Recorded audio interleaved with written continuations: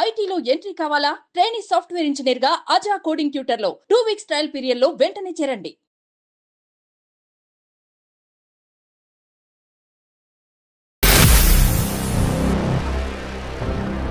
మా ఆయన నన్ను అసలు ఎలా చూస్తాడంటే అసలు మీకు ఎలా చెప్పుకోవాలో కూడా నాకు అర్థం కావడం లేదు. ఒకే ఇంట్లో ఉన్నా మాట్లాడాడు, మాట్లాడితే గోడలతోనే మాట్లాడుకోవాలి. నేను మీ ఇద్దరి మధ్యన ఫిజికల్ బాండింగ్ అనేది కూడా లేదని అనుకుంటున్నాను. ఏమీ లేదు సార్. నేను కాఫీ ఇస్తే కాఫీ కప్పు తీసుకుంటే హ్యాండ్ ఎక్కడ టచ్ అవుతాదో అని కూడా ముట్టుకోడు సార్.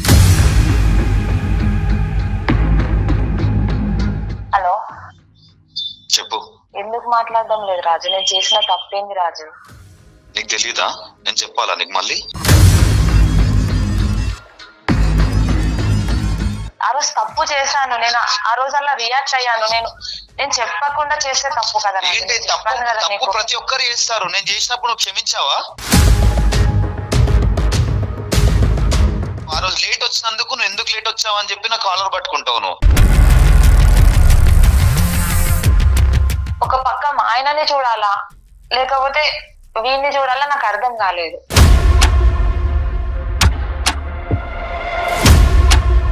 కేవలం నా భార్య వల్లే సార్ నేను ఇప్పటికీ తాగుతాను సార్. నేను ఇమీడియట్ గా ఇంకా ఎఫ్ఐఆర్ ఫైల్ చేయగానే పోలీసులు 2 దెబ్బలు కొట్టారండి మా హస్బెండ్ ని.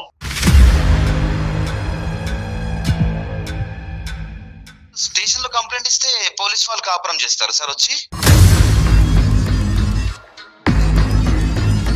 నీ జీవితం నీది, నా జీవితం నాది అని తను ఇప్పుడు తుంచేసుకున్నారా? లేదు కదా, కలిసి జర్నీ చేస్తున్నారు కదా. మీ ఇద్దరి మధ్యన ఇంకొక ఆస్పెక్ట్, ఇంకొక ఇష్యూ ఏమీ లేదు. పెద్దలు బాగానే ఉన్నారు, పిల్లలు అందరూ బాగానే ఉన్నారు.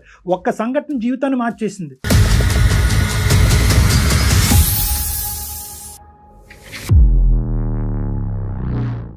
నమస్తే కళ్యాణ్ చక్ర. నమస్తే జయ గారు. డాక్టర్ గారు శిరీష అని మనకు మెయిల్ చేశారండి. వైఫ్ అండ్ హస్బెండ్ మధ్య ఇష్యూనే. సో ఒకసారి కాల్ చేస్తానండి. హలో, శిరీష గారండి? అవునండి, ఎవరు? నేను జయాని అందమైన జీవితం ప్రోగ్రామ్ నుంచి కాల్ చేస్తున్నాను.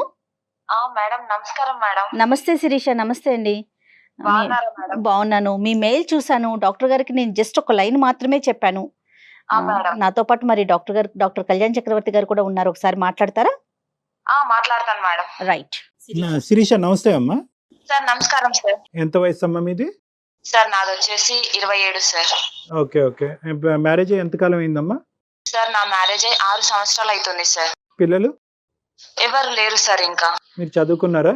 నేను ఇంటర్ వరకు చేశాను సార్. సరే. ఇప్పుడు జాబ్ ఏమైనా చేస్తున్నావు అమ్మా? లేదు సార్, నేను హౌస్ వైఫ్ నే సార్. చెప్పు నాన్న, సమస్య ఏంటో చెప్పు.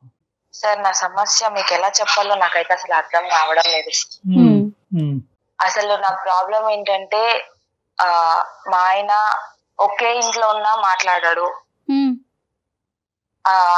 ఏమంటారు, ఒకే ఇంట్లో ఉన్నా నన్ను అసలు పట్టించుకోడు. ఒంటరి దాన్ని, ఒక్కదాన్ని. మాట్లాడితే గోడలతోనే మాట్లాడుకోవాలి నేను. అదేంటమ్మా, ఏంటి అసలు సమస్య? అంటే ఇద్దరి మధ్య ఉన్న గొడవ అయిందా? పెళ్లి చూపులకు వచ్చినప్పుడు నాకు తాగడం అంటే నచ్చదు. నేను తాగే వాళ్ళంటే, డ్రింకర్స్ అంటే నాకు చాలా భయం. ఓకే. ఎవరైనా తాగిన వాళ్ళని చూస్తే నాకు షివరింగ్ వచ్చేస్తుంది. నేను భయం వేస్తుంది నాకు. ఓకే. మా నాన్న తాగితే కూడా నేను అసలు ఇంట్లో వాళ్ళకు కనిపించను. ఒక 1 వీక్ వరకు మా నాన్న ముఖం చూడను నేను.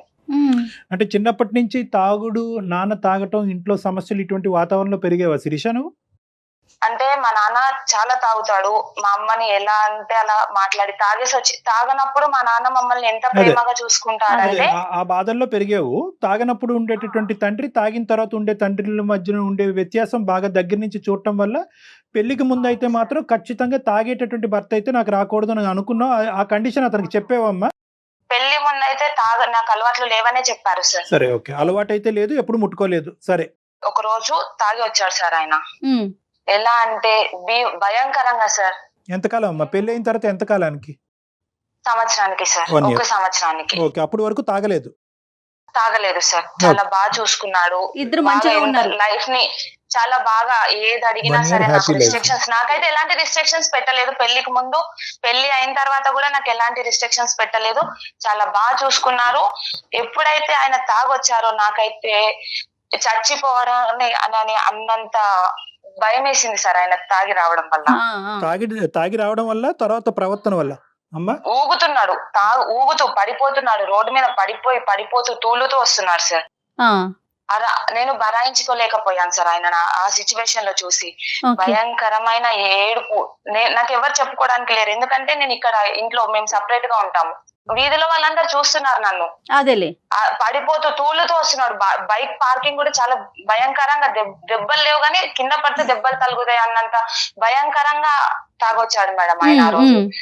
వీధిలోనే నేను మా ఏరియా గేట్ ముందే నేను ఆయనను నిలదీశాను కాలర్ పట్టుకొని. ఎందుకు నువ్వు తాగొచ్చావు, తాగనని చెప్పావు కదా, నువ్వు పెళ్లికి ముందు ఇచ్చిన నాకు మాట ఏంది అని గట్టిగా కాలర్ పట్టుకొని అడిగేసరికి నన్ను కొట్టాడు మేడం. అందరూ ఒక్కొక్కరు ఒక్కొక్క మాట అంటున్నారు. నేనేదో తప్పు చేశానని, ఎంత టార్చర్ పెడుతుందో అని.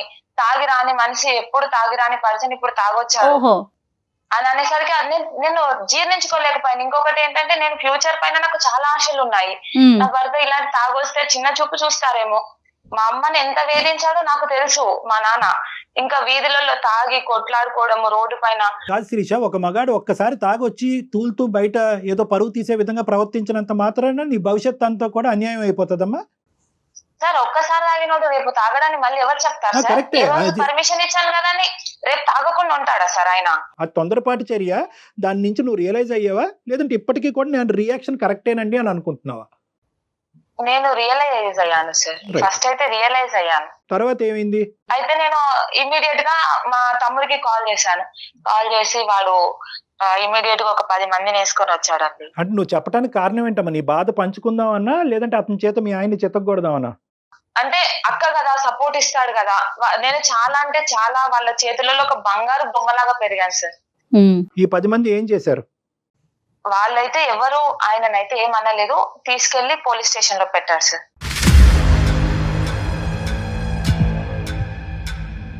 పోలీస్ స్టేషన్ పిఎస్ కి తీసుకెళ్లిపోయారు. ఇలా కొడుతున్నాడు, గృహహింస చట్టం కింద అక్కడ పెట్టేశారు. నేను మా హస్బెండ్ ని అంటే తప్పు చేస్తున్నాను అని చెప్పేసి నాలో నేను అనుకుంటున్నాను. అసలు నేను కలల కన్నా ఫ్యూచర్ ఏంది, నేను ఇక్కడ పోలీస్ స్టేషన్ లో నిలబడడం ఏంటి. అయితే అప్పుడు మా తమ్ముడు నన్ను చాలా బెదిరించాడు అనమాట.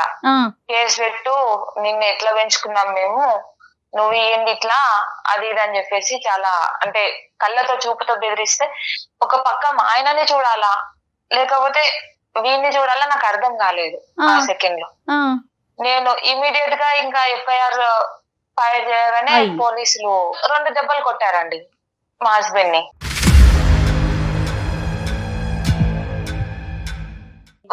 ఇంకా అప్పుడు ఆయన చూసిన చూపు నేను అసలు ఇప్పటికీ నేను మర్చిపోలేను. ఆయన అదే లాస్ట్ చూపు, ఆయన నన్ను చూడడం, ఆ కళ్ళతో చూడడం, పోలీస్ స్టేషన్ లో నన్ను అలా చూడడము, మళ్ళీ ఈ సెకండ్ వరకు కూడా ఆయన నన్ను తలెత్తి చూడలేదు. అదే లాస్ట్.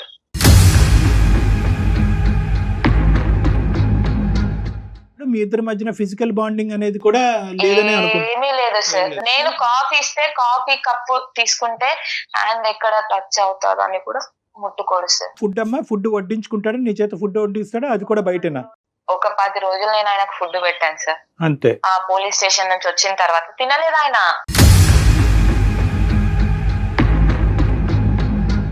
ఇప్పుడు మీ ఇంటికి అమ్మా నాన్నలు మీ తరపున కానీ ఆయన తరపున కానీ వచ్చిపోవటాలు ఏం లేవమ్మా? రాకపోకలు లేవా? వాళ్ళ ఇంట్లో వాళ్ళు వస్తారు. మా అమ్మ వాళ్ళైతే ఎప్పుడైనా ఒకసారి వచ్చి ఇట్లా వెళ్ళి అట్లా వెళ్ళిపోతారు. కాకపోతే వాళ్ళు ఉన్నప్పుడు కూడా లేట్ నైట్స్ రావడమే. నాతో వచ్చి ఏం మాట్లాడాడు, ఆఫీస్ వర్క్ అని చెప్పేసి నేను కవర్ చేసేస్తాను. ఆయన ఇన్ని సంవత్సరాల ప్రయాణంలో ఎప్పుడు కూడా మీ పేరెంట్స్ ఏంటమ్మా, అల్లుడు గారు అంత ముభావంగా ఉంటారు, నీతో ఎలా ఉంటున్నారు, మాతో అలా ఎందుకున్నారు, పెళ్ళైనటువంటి 1 సంవత్సరం బానే ఉండేవారు కదా, ఇప్పుడు ఎందుకు అలా ఉన్నారనే బేసిక్ క్వశ్చన్ రాలేదమ్మా మీ పేరెంట్స్ దగ్గర నుంచి? మా వాళ్ళు అడిగారు సార్, మా వాళ్ళు అడిగారు, మా అత్తగారు కూడా కాల్ చేసి అడిగారు. వాడు మాతో బానే మాట్లాడుతున్నాడు, నీతో ఎలా ఉన్నారు. మామూలుగా మా అత్తగారు పిల్లల గురించి అడిగారు. ఆ అత్తయ్య హాస్పిటల్ కి వెళ్తున్నాము, చూపించుకుంటున్నాము అని ఆ మాట చెప్పాను కానీ ఇంత పెద్ద, ఎందుకంటే ఆ రోజు నేను చేసింది తప్పే కదా సార్. సో ఈ బేసికలీ పోలీస్ స్టేషన్ వరకు వెళ్ళడం. ఈ మొత్తం అంశం నీకు, నీ బ్రదర్ కి, మీ ఆయనకి, ఆ వీధిలో ఉండేటటువంటి మిగతా వాళ్ళకి తప్ప ఇంకెవరికి తెలియదు. ఇంకెవరికి తెలియదు సార్. నువ్వేంటమ్మా ప్రతిరోజు ఎందుకంటే అతను చాలా సందర్భాల్లో అడుగుంటావు, ఏమయ్యా ఇలా ఉన్నావు అంటే కనుక అతని దగ్గర నుంచి వచ్చిన సమాధానం ఏంటి? ఏదైనా సమాధానం వస్తుందా? మొబైల్ సైలెన్స్ ఉంటుంది. సార్. సైలెన్స్. Silence sir.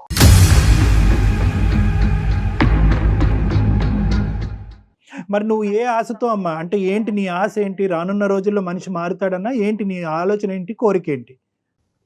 మనిషి మారుతాడనే నమ్మకం ఉంది సార్, ఎందుకంటే 1 year ఆయనతో కలిసి సంసారం చేశాను కదా సార్. ఆ బాండింగ్ నాకు ఇంకా ఇప్పటి వరకు గుర్తుంది కదా సార్. అదే ఆ బాండింగ్ నువ్వు కాలర్ పట్టుకున్నప్పుడు నీకు గుర్తుకు రాలేదు, పోలీస్ స్టేషన్ తీసుకెళ్ళినప్పుడు గుర్తు రాలేదు, మీ బ్రదర్ ని పిలిచి కొట్టించినప్పుడు గుర్తుకు రాలేదు. ఆ సార్ నేను బాండింగ్ ఎలాంటి సిచ్యువేషన్స్ లో పెరిగానో మీకు చెప్తున్నాను కదా సార్. నేను మా ఇంట్లో నేను తాగుతేనే నేను అసలు ఉండలేను సార్. నేను మా డాడీతో ఒక 1 week వరకు మాట్లాడాను. ఇంట్లో ఏదైనా చిన్న చిన్న పార్టీస్ జరిగితేనే నేను అసలు నా రూమ్ లో నుంచి బయటికి రాను, నాకు ఆ స్మెల్ పడదు. తాగిన తర్వాత మన లోకంలో ఉంటారు, వాళ్ళది డిఫరెంట్ ఆఫ్ వే, వాళ్ళు ఏం చేస్తారో వాళ్ళకి అర్థం కాదు.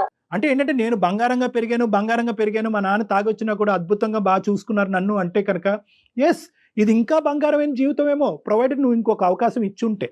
నువ్వు ఆ అవకాశం ఇవ్వాలని ఆలోచించలేదు, తొందరపడ్డావు. ఒక్కసారికే మీరు ఎక్స్ట్రీమ్ గా బిహేవ్ చేసేసారు కదా. అంటే కెటాస్ట్రఫిక్ థింకింగ్ అంటారు మేడం చాలా మంది సార్, ఆడవాళ్ళు. ఇప్పుడు వాళ్ళెవరో పార్టీ ఇచ్చారని తాగొచ్చారు. రేపొద్దున ఈయన 10 సార్లు పార్టీ ఆ రేపొద్దున రాకుండానే అమ్మ, ఆ రేపొద్దున వస్తే కనుక, రేపొద్దున ఇలా అవుతే కనుక, రేపొద్దున నా భవిష్యత్తు ఇలా అవుతాయి, ఈ ఊహాజనకమైనటువంటి ఆలోచన వాస్తవానికి నిజం అవుతుందో లేదో గానీ అది జరగకముందే నీ జీవితాన్ని ఈ రోజు నాశనం చేసుకుని ఎదుర్కొంటూ కూర్చున్నావు. 5 సంవత్సరాల నుంచి నువ్వు ఒంటరిగా మిగిలిపోయావా లేదా చెప్పండి. దీన్ని కెటాస్ట్రఫిక్ ఉన్నాడు. ఒంటరితనం, మనిషి ఉండి ఒంటరితనం, అది ఇంకా దరిద్రం అమ్మ. ఎవరు లేకపోతే ఎవరు లేరు అని అనుకోవచ్చు, కళ్ళెదురుకుంటా మనిషి ఉండి అంతకు ముందు 1 సంవత్సరం పాటు అద్భుతంగా జీవితాన్ని అనుభవించిన నువ్వు ఈ రోజు మనిషి ఎదురుగుంటా ఎలా మారిపోయాడే అని చూసినప్పుడల్లా నీకు ప్రతిరోజు ఒక కత్తిపోటు లాంటిదే.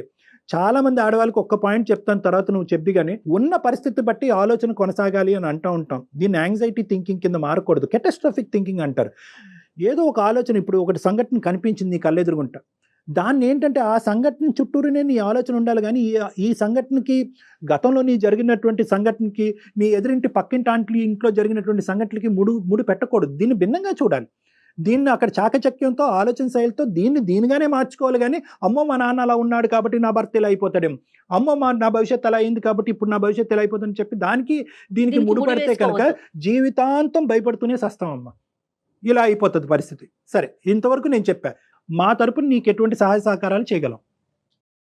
మీరు కౌన్సిలింగ్ ఇస్తారు కదా సార్, ఆయనతో ఒకసారి మీరు మాట్లాడి చూడండి. నాకైతే ఇప్పటి వరకు ఏం మాట్లాడలేదు, నా ఫోన్ ఎత్తారు, నా మెసేజ్ కి రిప్లై ఇవ్వరు. ఆయన వైపు నుంచి ఎలాంటి ఆన్సర్ కావాలి అని మీరు ఎక్స్పెక్ట్ చేస్తున్నారు? ఏం కోరుకుంటున్నారు మీ హస్బెండ్ వైపు నుంచి? మళ్ళీ కలిసి జీవిస్తామని ఒక చిన్న కాదమ్మా ఆశతోనే శిరీష, మీకు ఒకసారి నేను ట్రై చేద్దామని చెప్పి. శిరీష ఒకసారి మాట్లాడదాము. కానీ ఇప్పుడు డాక్టర్ గారు మాట్లాడిన తర్వాత ఒక సారీ గానీ లేకపోతే మీ తప్పు గానీ మీరు ఒప్పుకుంటారా? మరి ఒప్పుకుంటాను మేడం, ఖచ్చితంగా ఒప్పుకుంటాను.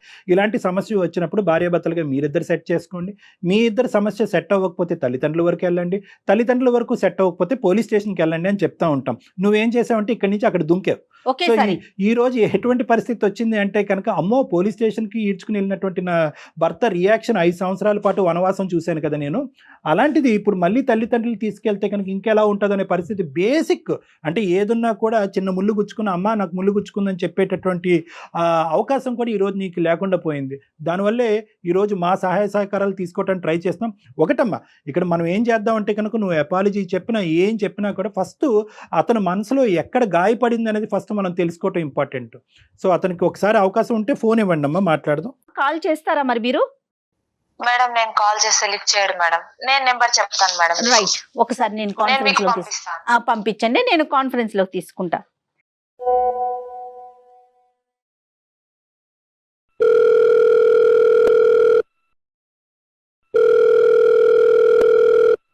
హలో, రాజు గారండి?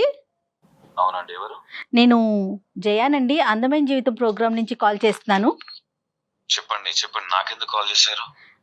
ఏం లేదు రాజు గారు, శిరీష గారు మీ వైఫ్ మాకు ఒక మెయిల్ పెట్టారు. అవును, మా వైఫ్ అండి. Yes yes. ఒక్కసారి నాతో పాటు డాక్టర్ కళ్యాణ్ చక్రవర్తి గారు కూడా ఉన్నారు. ఓకే, జస్ట్ ఒక విషయం మీతో మాట్లాడదాం అన్నట్లుగా కాల్ చేశాను. జస్ట్ మినిట్ అండి. ఏం మాట్లాడాలండి. రాజుగారు నమస్తే అండి. రాజుగారు నమస్తే. డాక్టర్ కళ్యాణ్ చక్రవర్తి అండి. మీరు వర్క్ లో ఉన్నారా? పర్లేదు చెప్పండి. ఏం లేదు. చాలా దుఃఖంలో ఉంది అమ్మాయి, మీ వైఫ్. అంటే 6 years బట్టి 5 years బట్టి అనుకుంటాను సుమారుగా. ఏదో ఒక సంఘటన తర్వాత భార్యాభర్తలుగా మీరిద్దరు ఒకే ఇంట్లో ఉన్నా కూడా మీ ఇద్దరి మధ్యన ఎటువంటి సంబంధం లేదు, ఒక ఆలోచన లేదు, ఆఖరికి ఒక కంటి చూపు కూడా లేదు అనేటటువంటి ఒక చెరసాల, ఒక జైల్లో ఉంటున్నానండి అని ఆ అమ్మాయి అంది. మీరు మాట్లాడి ఇప్పుడు ఏం చేస్తారండి?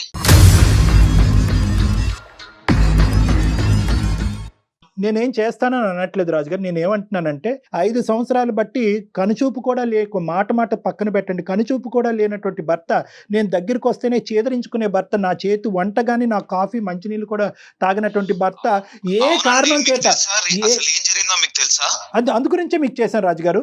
సరే నేను తాగాను అని చెప్పింది, మీరు మీకు చెప్పిందో లేదో నాకు తెలియదు. చెప్పాను. తాగాను, కొట్టాను. సమాజంలో ఇక్కడ తాగట్లేరా? భర్తలు భార్యలను కొట్టట్లేదా సార్? చెప్పండి. లేదు అలా కాదు, ఆ అమ్మాయి హైపర్ గా రియాక్ట్ అయింది, అది నేను కాదనట్లేదు. మీరు ఎందుకు ఆ రోజు సంవత్సరం వరకు బాగున్న రోజు మీరు ఎందుకు ప్రామిస్ బ్రేక్ చేశారు? లేదంటే ఇలా ఫ్రెండ్స్ తోనే ఎక్కడో ఒక పార్టీ ఉంది, ఒక్కసారికి తాగుతాను అనేటటువంటి ఆలోచన ఆ అమ్మాయికి ముందే చెప్పారా? ఆ అమ్మాయి కంగుతుంది, హైపర్ గా రియాక్ట్ అయింది, చుట్టుపక్కల వాళ్ళందరూ కూడా అది ఇది అని చెప్పి నూరు పోసారు ఆ అమ్మాయి మైండ్ లో. ఆ అమ్మాయి కాలర్ పట్టుకుంది, మీరు చేయి పెట్టి కొట్టారు, వాళ్ళ తమ్ముడు వచ్చారు, పోలీస్ స్టేషన్కి వెళ్ళారు. మీరు ముందుగానే ఎందుకు ఆ అమ్మాయికి చెప్పలేదు? సార్ పెళ్ళైనా ఒక 6 నెలలు నేను అప్పటి వరకు ఎంత బాగా చూసుకున్నానో ఏంటనేది అది కూడా చెప్పిందండి తను, మీరు చాలా బాగా. ఒక చిన్న ఒకేషన్ వచ్చి చిన్న పార్టీ ఉండి నేను తాగడం అక్కడ జరిగింది. రాజుగారు దానికి ఎక్స్క్యూజ్ చేయలేదా సార్? చేయలేదా? కరెక్ట్ రాజుగారు మీరు చాలా బాగా చూసుకున్నారని చెప్తా ఉంది తను కూడా. అది అందులో అసలు ఎటువంటి సందేహం లేదు. ఆ పార్టీకి వెళ్తున్నారని చెప్పారండి, పార్టీకి వెళ్తున్నారు ఫ్రెండ్స్ తో, ఇలా తాగే పరిస్థితి ఉంది. ఎందుకంటే ఆ అమ్మాయి ఒక రియాక్షన్ అంతకు ముందు కూడా చెప్పుకుంటుంది. వాళ్ళ ఫాదర్ ఆఫీస్ నుంచి డైరెక్ట్ అక్కడికి వెళ్ళిపోయాను. ఇదంతా తనకి ఇప్పుడు చెప్పే అవకాశం లేదు. అర్థం చేసుకొని చెప్దామని నేను అనుకునే గ్యాప్ లోనే ఓపిక అనేది ఒకటి ఉంటుంది సార్. అది లేనప్పుడే ఏదో ఇలా జరుగుతుంది. కానీ ఒకే అంశం నేను అడుగుతానండి, అంటే ఒకే అంశం, నేను ఒక సింగిల్ క్వశ్చన్ అడుగుతాను, తర్వాత మీరు కంటిన్యూ చేద్దరు. కానీ రాజుగారు, మీ భార్య పెళ్లికి ముందు మీతో చెప్పినప్పుడు ఈ తాగుడంటే, సిగరెట్ అంటే నాకు అసహ్యం, ఎందుకంటే దానికి ఉన్నటువంటి బలమైనటువంటి కారణం మా నాన్న తాగినప్పుడు, మా అమ్మ నాన్న తాగి కొట్టుకుంటున్నప్పుడు అది చూడలేక ఇంకా జీవితంలో దాన్ని తాగేటటువంటి వ్యక్తి నాతో పాటు ప్రయాణం చేయకూడదు అనేటటువంటి ఉద్దేశం, ఆ ప్రామిస్ మీ దగ్గర నుంచి తీసుకుందా లేదా? నెంబర్ 1. నెంబర్ 2, ఒకప్పుడు ఇలా ఫ్రెండ్స్ తో పాటు తాగితే మీ వైఫ్ యొక్క రియాక్షన్ ఇలా ఉంటుందని అనుకున్నారా, లేదంటే ఈ ఒక్కసారికి ఓకే అన్నట్టు వదిలేస్తుంది అనుకున్నారా? మీరు ఏ ఎక్స్పెక్టేషన్ తో తాగారు, ఏ ఎక్స్పెక్టేషన్ తో ఇంటికి వచ్చారు? సార్ ఇప్పుడు మీరు తాగడం దాన్ని ఇప్పుడు హైలైట్ చేస్తున్నారా? లేదు, హైలైట్ చేయట్లేదు, ప్రామిస్ ని హైలైట్ చేస్తున్నాను. బిఫోర్ మ్యారేజ్ మీరు మాట్లాడుకున్న విషయాన్ని హైలైట్ చేస్తున్నారండి, అంతే. సార్ ఇప్పుడు ఏదైతే నేను తాగిన మాట, అవన్నీ కొట్టిన మాట, ఇది నిజమే. ఒక చిన్న రిలాక్సేషన్ కోసం అని చెప్పి నేను తాగడం జరిగింది సార్. కేవలం నా భార్య వల్లే సార్. నేను ఇప్పటికీ తాగుతాను సార్, నేను తాగుతాను.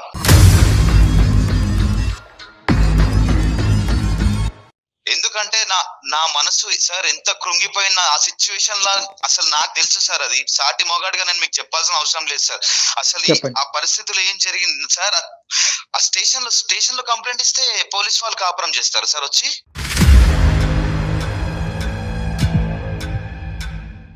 స్టేషన్ లో కంప్లైంట్ ఇచ్చింది, వాళ్ళ మధ్యలో నన్ను నిల్చోబెట్టింది, అతను నా మీద నా కాలర్ పట్టుకున్నాడు, నన్ను గెంటేశాడు. అంత మంది ముంగడ నా పరువు పోయింది, నా ఇజ్జత్ పోయింది. ఇప్పుడు సార్ ఒక్కటి సార్, పరువు అన్నా ప్రాణం అన్నా రెండు ఒకటే సార్ నా దృష్టిలో.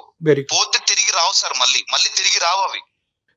ఆ టైంలో ఎంత సఫర్ అయ్యానో, ఎంత బాధపడ్డానో నాకు తెలుసు సార్, నాకు తెలుసు. కరెక్టే, కానీ అదే మనసులో ఉంచుకొని నేను ఇలాగే ఉంటాను అంటే అది వైఫ్ అండ్ హస్బెండ్ రిలేషన్ కదండి, ఫ్రెండ్స్ కాదు కదా. For example first of all ఏంటంటే అతను ఎందుకు ఇలా చేశాడు, ఎందుకు ఇలా ప్రవర్తించాడు అనేది, ఆ అమ్మాయి ఎలాగైతే కనుక ఎందుకు నా భర్త ఇలా ప్రవర్తిస్తున్నాడు అనే సమాధానం గురించి వెయిట్ చేస్తుందో, ఇతను కూడా ఏంటంటే ఇతని ప్రవర్తనకి ఒక సమాధానం చెప్పాలి అనే విధంగా ఇంతకాలం వెయిట్ చేస్తున్నాడు. సో ఏంటంటే ఫస్ట్ సెక్షన్ ఏంటంటే కనుక, ఎందుకు ఇతను రాక్షసుడా, ఇతను ఏమైనా శాడిస్టా, అందరినీ ఇలా ఆడుకు చంపే దొబ్బే వ్యక్తి అయితే కాదు కదా. సో ఫస్ట్ ఆఫ్ ఆల్ ఏంటంటే ఎందుకు నా మనసు, అతను ఒక చాలా మంచి మాట అన్నాడు, నా యొక్క సెల్ఫ్ రెస్పెక్ట్ అయినా నా ప్రాణం అయినా ఒకటే, సెల్ఫ్ రెస్పెక్ట్ పోయిన రోజు నా ప్రాణం కూడా పోయినట్టే అని చెప్పి. ఫస్ట్ ఆఫ్ ఆల్ ఏంటంటే అతను ఎంత గాయపడ్డాడు అనేది మనం విన్న తర్వాత ఆ గాయానికి మందు ఏంటి అనేటటువంటిది నెక్స్ట్ ఫేజ్ లో వస్తుంది. అతను ఎందుకు ఆ గాయానికి మందు అడుగులు. రైట్, మరి ఒకసారి శిరీష్ కూడా లైన్ లోకి తీసుకుందామా రాజు గారు? దేనికండి అవసరం లేదు, నేను మాట్లాడనండి. మాట్లాడేవాడిని అయితే అప్పుడే మాట్లాడేవాడిని, నేను మాట్లాడను. ఒకసారి మాట్లాడితే కదా సమస్యకి పరిష్కారం. మీరు పరిష్కారం వైపు ఆలోచించట్లేదు అసలు. రాజుగారు ఏం ఆలోచించాలండి? నా, నా. 6 సంవత్సరాల నుంచి నేను ఒంటరిగా. రాజుగారు ఒక్క నిమిషం రాజుగారు. ఈ రోజు ఒక్కొక్క మెట్టు నా చేయి పట్టుకుని నిదానంగా ఎక్కించేస్తున్నారు డాక్టర్ గారు అని మీరు అనుకోవద్దు. నేను అనేది ఏంటంటే ఈ రోజు మీరు ఎంత క్షోభను అనిపిస్తున్నారు. ఆ అమ్మాయి ఒక్కతే అనుకుంటుంది నేనే నరకం అని. మీరు ఎంత క్షోభను అనిపిస్తున్నారు. ఒకే ఇంట్లో ఉంటూ పక్కన ఆడదాన్ని పెట్టుకుంటూ ఆ అమ్మాయి కళ్ళ వైపు చూడకుండా ఆ అమ్మాయిని తాకకుండా, ఇది కూడా నరకమేనండి. అందుగురించి ఇందాక జయ గారికి చెప్పాను, ఇది 2 రెట్లు నరకం. అది ఒక నరకం అయితే ఇది 2 రెట్లు నరకం. డాక్టర్ గారు అట్లీస్ట్ ఎవరికి వాళ్ళు అనుభవిస్తున్నారండి. ఆ అమ్మాయికి ఆ అమ్మాయి, ఈ అబ్బాయికి ఈ అబ్బాయి. అందుగురించి ఈ మౌన పోరాటం ఇక్కడతో ఆగాలి. ఏ కారణం చేత ఇరువురు బాధపడుతున్నారన్నది చూడాలి. సమస్యకి పరిష్కారం సంగతి తర్వాత చూద్దాం. అసలు మీరు ఏ కారణం వల్ల మీరు ఎలా ప్రవర్తిస్తున్నారు, ఆ అమ్మాయి ఈ సమస్యకి పరిష్కారం ఏమైనా వెతికి పట్టుకోగలదా? చెప్పాను కదా సార్, కారణం ఏందో మీరు అడిగారు, నేను మీకు చెప్పాను. మళ్ళీ ఆమెతో మాట్లాడమంటే నేను మాట్లాడలేను సార్. ఈ పెళ్లికి ఒక మీనింగ్ ఉంది. ఈ పెళ్లికి ఒక సమస్యకి పరిష్కారం కావాలంటే ఒక సమాధానం కావాలి. ఆ సమాధానం అనేది ఇరువురు పంచుకోవటం అనేటటువంటిది ఆ పెళ్లికి గౌరవం. ఇది ఒక పవిత్రమైనటువంటి బంధం. దీంట్లో ఏంటంటే మీ సమాధానం, ఎందుకంటే ఈ ఒక్క ఆస్పెక్ట్ తప్ప మీ ఇద్దరి మధ్యన ఏమీ లేదు నాన్న. మీ ఇద్దరి మధ్యన ఇంకొక ఆస్పెక్ట్ ఇంకొక ఇష్యూ ఏమీ లేదు. పెద్దలు బాగానే ఉన్నారు, పిల్లలు అందరూ బాగానే ఉన్నారు. ఒక్క సంఘటన జీవితాన్ని మార్చేసింది. సో కాబట్టి ఏంటంటే దీని పరిష్కారం వైపు తర్వాత చూద్దాం. ఫస్ట్ మీరిద్దరు ఒకరికొకరు సమాధానం చెప్పుకోండి. ఫస్ట్ ఆ అమ్మాయి ఏం చెప్తుందో వినండి. ఆ అమ్మాయితో మాట్లాడటం మీకు ఇష్టం లేకపోతే మేము ఆ అమ్మాయి మాటను మీకు మీడియేట్ చేస్తాం. ఒక్కసారి ఫోన్ కలవడానికి అవకాశం. ఇప్పుడు మీరేమంటారు? ఫోన్ కలుపుదాం. పెడతారా తనకి? ఎస్ పెడదాం. ఇప్పుడు పెట్టి ఆ అమ్మాయి ఆలోచన ఏంటో మీరు వినండి. మీ ఆలోచన అమ్మాయికి చెప్పండి. ఒక్కసారి అవకాశాన్ని ఇవ్వండి ప్లీజ్, మై రిక్వెస్ట్. సరే పెట్టండి. థ్యాంక్ యూ నాన్న, thank you for allowing that. ఏం మాట్లాడుతుందో నేను చూస్తాను. హలో శిరీష. మేడం. అమ్మ రాజుగారు లైన్ లో ఉన్నారు మా, మీ హస్బెండ్. అయితే ఒకసారి శిరీషతో మాట్లాడండి. అమ్మ శిరీష నువ్వు మాట్లాడమ్మా. మీ ఆయనతో చాలా కాలం అయింది కదా మాట్లాడి. ఒకసారి మాట్లాడి, నీ మనసులో ఉన్న బాధ ఏంటో. అతను చాలా కష్టం మీద మనకి పర్మిషన్ ఇచ్చారు. ఒకసారి మాట్లాడు. హలో చెప్పు. ఎందుకు మాట్లాడడం లేదు రాజు? నేను చేసిన తప్పేంది రాజు? నీకు తెలీదా? నేను చెప్పాలా నీకు మళ్ళీ? నేను ఏం చేశా రాజు? నేను నీకు ఫస్ట్ పెళ్లికి ముందే చెప్పాను కదా రాజు, నాకు తాగితే నచ్చదు అని. తాగితే నేను బరాయించుకోలేను, తట్టుకోలేను అని కూడా చెప్పాను కదా రాజు. అయితే ఆ మాత్రం అంటే తాగినందుకు ఆ మాత్రం దానికి స్టేషన్ దాకా వెళ్ళిపోతావా? మీ ఇంట్లో మొత్తం చెప్పి ఇజ్జత్ మొత్తం తీయడానికి రెడీ అయిపోతావా? రాజు నేను ఇంట్లో వాళ్ళకి మా తమ్ముడికే కదా రాజు చెప్పింది, మా ఇంట్లో వాళ్ళకి ఎవరికి చెప్పలేదు. అవును, మీ తమ్ముడేమన్నా నాకు అర్థం కాదు అసలు ఏంది. మీ తమ్ముడేమన్నా అనుకుంటుండా లేకపోతే ఏంది? మీ తమ్ముని చెప్పుడు ఏంది? నువ్వు మీ తమ్ముడు నాకు ఫోన్ చేసి మా అక్కని ఇట్లా చూసుకుంటలేమంట ఏంది ఇవన్నీ? నన్ను అడుగుతాడా మీ తమ్ముడు?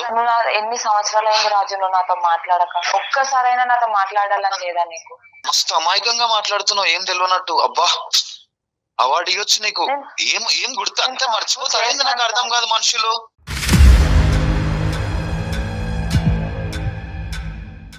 ఏం చేసినా గుర్తులేదా? ఏం చేసినా అడుగుతున్నావు మళ్ళీ? నేను తప్పని ఒప్పుకుంటున్నా కదా రాజు, మాట్లాడచ్చు కదా. ఇగో చూడు శిక్ష, నేను మాట్లాడేవాడిని అయితే నేను ఇంట్లోనే నీతో ఆ రోజే అప్పటికప్పుడు సాల్వ్ అయిన రోజే నెక్స్ట్ రోజే నేను మాట్లాడేవాడిని. అది నాకు ఎంత గట్టిగా గుచ్చుకుందో నా గుండెకి నాకు తెలుసు. అర్థమవుతుందా?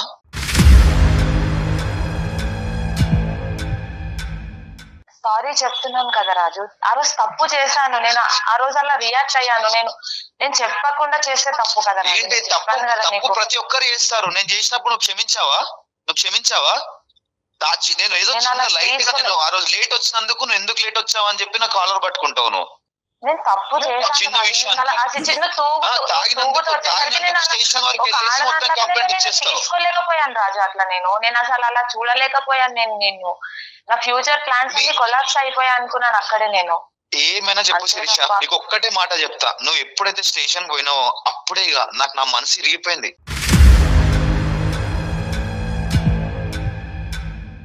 నీ అసలు ఎటువంటి ప్రేమ గాని చూపిద్దామన్నా రావట్లేదు. అసలు ఏం చేయాలో అర్థమైతలేదు. నువ్వు ఏమైనా తప్పు నాదే రాజు, సారీ. నేను సారీ నువ్వు ఏమైనా చెప్పు. ఏం సారీ? సూదితో గుచ్చి అయ్యో తగిలిందా సారీ అంటే ఇన్ని రోజులు బట్టి నీకు రానటువంటి ఒక అవకాశం వచ్చింది. నీ భర్త నీతో మాట్లాడుతున్నాడు. ఇది ఒక బంగారం అవకాశం, దీన్ని సద్వినియోగం చేసుకోవాలి. కాబట్టి మేము అనుకున్నట్టే నువ్వు ఒక అడుగు ముందుకేసి అపాలజీ చెప్తున్నావు, సంతోషం. దీన్ని అన్కండిషనల్ అపాలజీ అంటారు. ఓకే, అన్ని విధాలుగా నా తప్పు అయ్యింది కాబట్టి నా తప్పు నేను తెలుసుకున్నాను, నేను హైపర్గా రియాక్ట్ అయ్యాను, అలా రియాక్ట్ అవ్వకుండా ఉండవలసింది, మా బ్రదర్ని ఇన్వాల్వ్ చేయకుండా ఉండవలసింది, పోలీస్ స్టేషన్కి వెళ్లకుండా ఉండవలసింది అనే విధంగా నువ్వు ఫస్ట్ అది ఒప్పుకోవాలి. అది మనస్ఫూర్తిగా, మా గురించి కూడా కాదు, సుమన్ టీవీ గురించి, అందమైన జీవితం గురించి కాదు, అది మనస్ఫూర్తిగా నువ్వు అది చెప్పాలనుకుంటే ఫస్ట్ ఆ ఆస్పెక్ట్ చెప్పు. తర్వాత నువ్వు ఏం చేస్తే కనుక రాజు మళ్ళీ ముందుకు వచ్చి నీతో పాటు ప్రయాణం కొనసాగిస్తాడన్నది నెక్స్ట్ అడుగుదాం. నీ కోసం, నీ కుటుంబం, నీ సంసారం కోసం అమ్మా, అది దృష్టిలో పెట్టుకొని మాట్లాడు. రాజు చెప్పు. రాజు సారీ రాజు. దేని ఏం సారీ? వాడు నిజంగా పోలీస్ స్టేషన్ వరకు పోతాడని నేను అనుకోలేదు రాజు. నువ్వు లేవా స్టేషన్ లో? నువ్వు లేవా? నువ్వే కదా వచ్చి ఇచ్చింది కంప్లైంట్.